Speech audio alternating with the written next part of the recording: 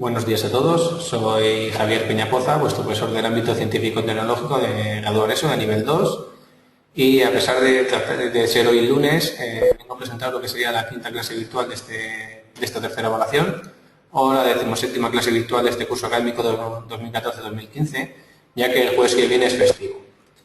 A lo largo de esta clase virtual vamos a ver la segunda parte del tema 1 del bloque temático 2 de la asignatura de tecnología, la asignatura donde empezamos la semana pasada, que se titula Energía eléctrica y energías renovables. Deberíamos ver el tema 1 del bloque temático 5, el estudio estadístico, pero por un error en la clase virtual anterior dimos este tema en lugar del tema 3 del bloque temático 4, donde se veían las funciones elementales. Por lo tanto, en esta clase virtual vamos a ver el tema 3 del bloque temático 4, la asignatura de matemáticas, que teníamos que haber visto el jueves pasado, en lugar del tema 5, o sea, el tema 1 del bloque temático 5, que vimos ya el jueves pasado. ¿Vale? Estos dos temas están intercambiados en estas dos clases virtuales. Y por último vamos a ver la segunda parte del tema 1 del bloque temático 7 de Ciencias Naturales, que empezamos la semana pasada y que estudia la materia, los elementos y los compuestos.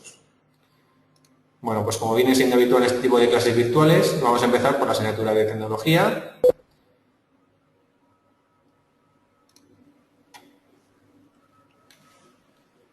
Para la cual seguiremos con la clase que empezamos ya la semana pasada.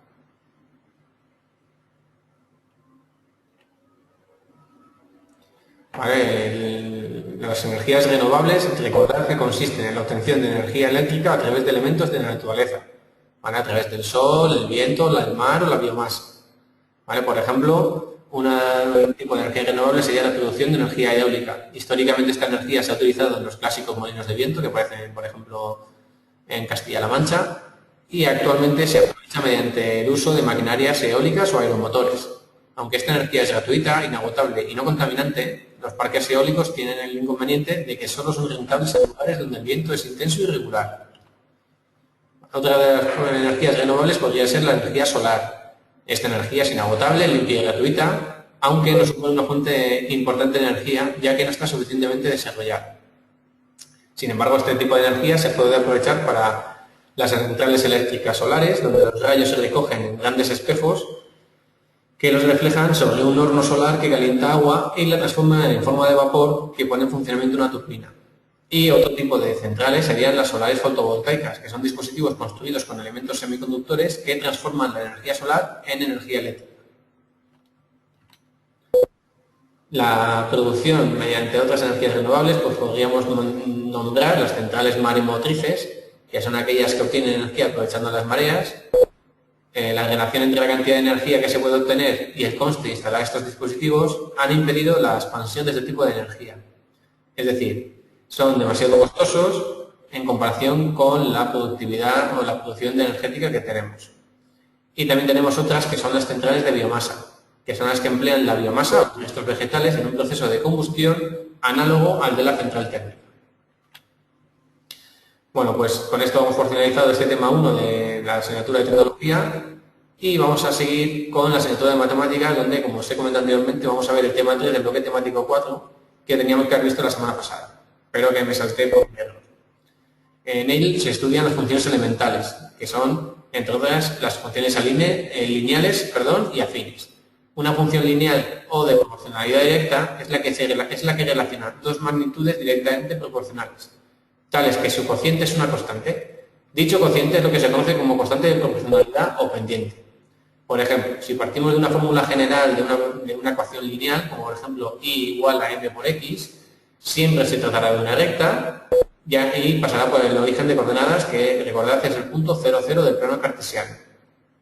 Y la y será la variable dependiente, la x será la variable independiente y la m es la constante que aparece como cociente, es decir, será lo que se conoce como pendiente. Será, por lo tanto, una función lineal creciente si esa m es un número positivo y será una función decreciente si esa m es un número negativo, es decir, si la pendiente es positiva o negativa. Las funciones afines tienen como expresión analítica un polinomio de primer grado del tipo y igual a mx más n, donde m y n son dos números. M será el número que se corresponde con la pendiente de la recta y n es la ordenada en el origen e indica el punto de corte de la recta con el eje de coordenadas, es decir, con el eje de ordenadas, perdón. Es decir, como cuánto vale y cuando x es igual a 0. Para poder calcular la pendiente de la recta se puede hacer de varias formas. Por un lado, se define como la inclinación de la recta respecto al eje de abscisas. Por lo tanto, se podría calcular como el cociente de la variación de y partido por el cociente, o sea, por la variación de x. Para hacer esto podemos partir, por ejemplo, de la coordenada de 2 puntos y podríamos restar y2 menos y1 partido de x2 menos x1, donde x2 e y2 son las coordenadas x e y del punto 2, de un punto en el plano, y x1 e y1 son las coordenadas de un punto también del mismo plano.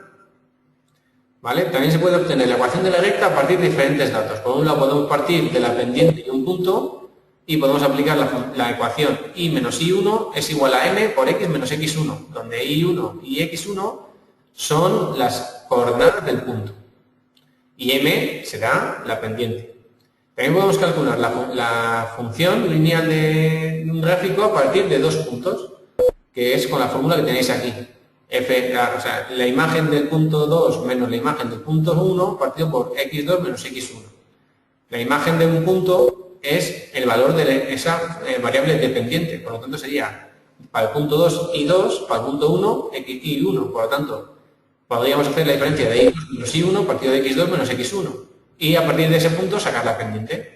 Una vez que tengamos la pendiente, si aplicamos la ecuación que hemos visto anteriormente, y menos y1 es igual a m por x menos x1, y partimos de uno de estos 2 puntos que hemos usado para poder calcular la pendiente, calcularíamos la ecuación.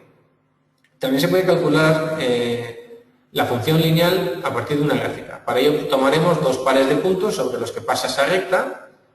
Cogeremos 2 puntos de esa recta, ya que acordaos que una recta es una sucesión infinita de puntos, y aplicaremos la expresión anterior para poder calcular la pendiente. Y una vez que tengamos la pendiente, podríamos aplicar la función y menos y1 igual a m por x menos x1 para poder sacar la función lineal.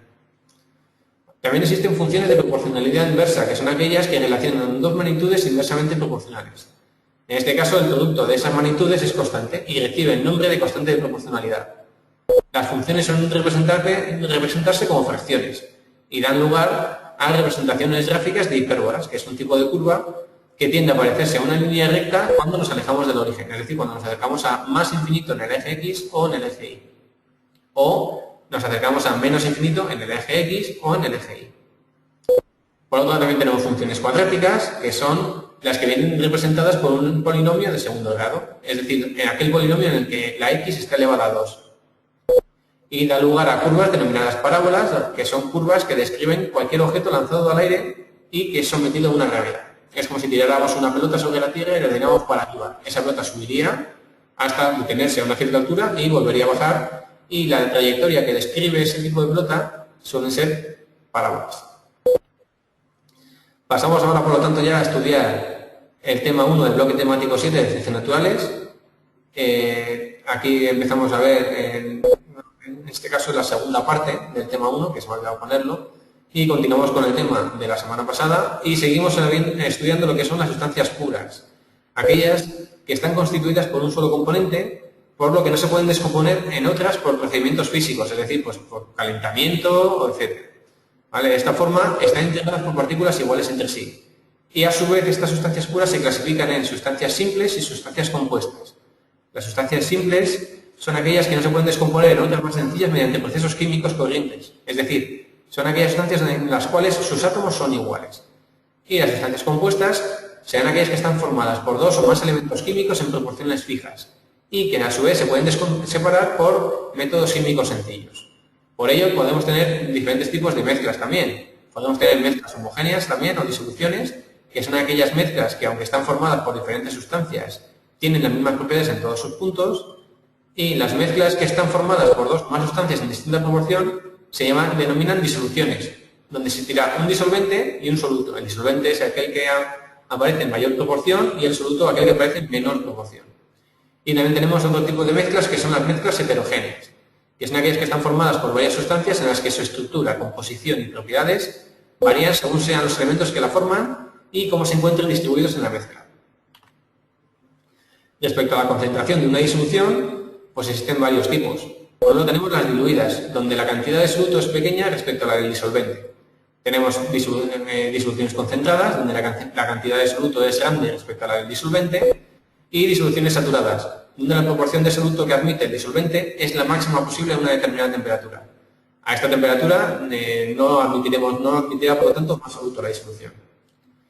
Para poder expresar la concentración, pues se puede hacer en tanto por ciento en peso, que sería igual al cociente de los gramos de soluto dividido entre los gramos o masa de disolución y lo que obtengamos multiplicado por 100.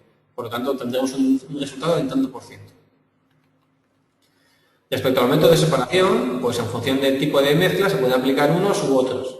Para mezclas homogéneas, lo que pretendemos es separar el soluto del disolvente, y para ello los métodos más utilizados se basan en la diferente temperatura de ebullición que tienen ambos. Por ello se puede utilizar o bien la destilación, que se utiliza para separar los componentes líquidos de la disolución, y consiste en calentar la disolución con el resultado de que primero se evaporará el elemento con menor temperatura de ebullición y posteriormente el resto de elementos. Y la cristalización se utiliza para separar disoluciones del tipo sólido en un líquido, ya que al calentar la disolución hasta que el líquido se evapora, dejaremos el sólido formando pequeños cristales en el fondo del recipiente. Para el caso de las mezclas heterogéneas, sería como separar sólidos de líquidos, y lo podemos hacer o bien por filtración, que es aquel método en el que se usa cuando uno de los componentes está formado por pequeñas partículas sólidas dentro de un líquido, y para lo cual se hace pasar la mezcla por un filtro donde quedan retenidas las partículas sólidas. Y también se puede hacer por decantación, que es la técnica utilizada en los casos en los que las sustancias de la mezcla tienen distinta densidad. Para ello se dejará reposar la mezcla para que el componente con mayor densidad quede depositado en el fondo del vaso o en el fondo del recipiente. Para separar los sólidos de sólidos, pues se puede hacer o bien de forma natural, cuando el tamaño de las partículas es grande. También se puede hacer por criba, cuando un elemento es de mayor tamaño que el otro. Por ejemplo, se puede utilizar un cedazo sobre el que se echan ambos elementos y quedará el de mayor tamaño atrapado en el cedazo. Y también se puede realizar mediante imanes, pero para ello uno de los elementos de la mezcla debe tener propiedades magnéticas. Para poder separar líquidos de líquidos, se puede utilizar o bien la decantación, siempre y cuando los líquidos sean no miscibles, ¿vale?, como pueden ser el agua y el aceite. La base de este método es que los elementos de la mezcla no se mezclan, por lo que uno quedará siempre por encima del otro. Si la mezcla se coloca en un punto de decantación, se puede abrir el paso por abajo y dejar que caiga la sustancia de mayor densidad, y cerrar cuando hayamos acabado. Por lo tanto, podríamos tener en dos recipientes los dos líquidos separados.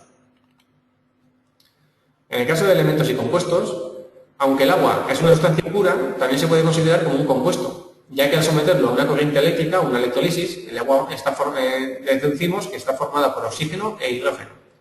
Otra serie de sustancias también pueden descomponerse. Si se calientan, por ejemplo, y el método, por lo tanto, sería el de descomposición térmica. Por lo tanto, podemos hablar, por un lado, de elementos, que serían las sustancias puras que no se pueden descomponer por ningún procedimiento, y los compuestos, que serían las sustancias puras que se pueden descomponer en otras más sencillas, es decir, en otros elementos.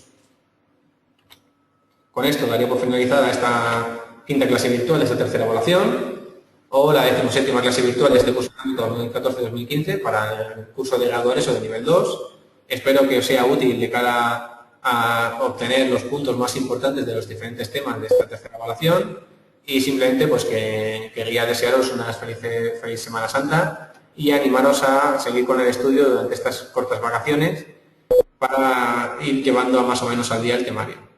Bueno, pues un saludo y nos veremos por aquí el jueves que viene, después de Semana Santa.